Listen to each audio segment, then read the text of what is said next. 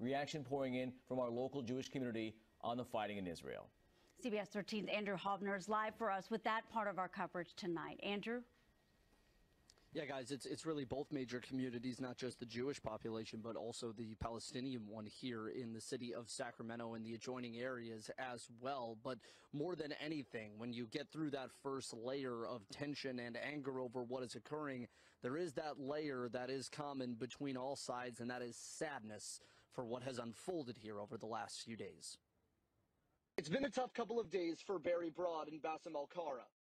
It is unique and in a class of its own because it's waging war against civilians. Any person of conscience right now, you know, when they're seeing civilians get killed, whether Palestinians or Israelis, you know, can just feel nothing but sadness. And both men touched very deeply by what is happening abroad.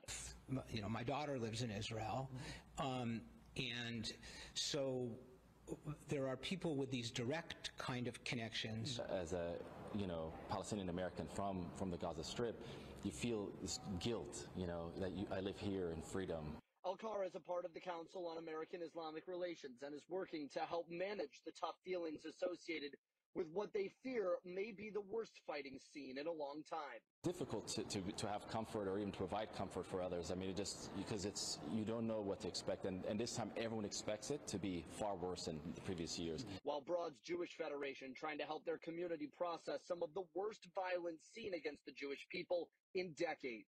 What happened here was not a conventional military conflict between armies.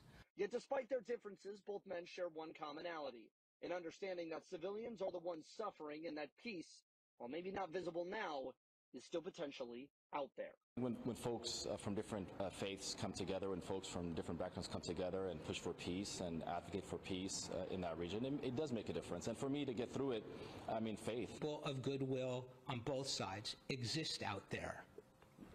And we just have to find a way for all of them to come to the fore.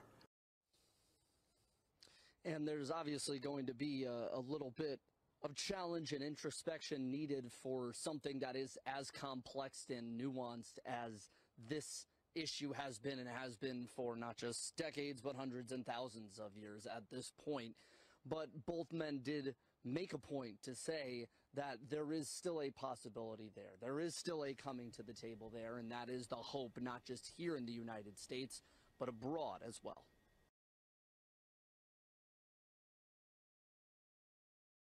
Lost her spot on student government and had a scholarship endorsed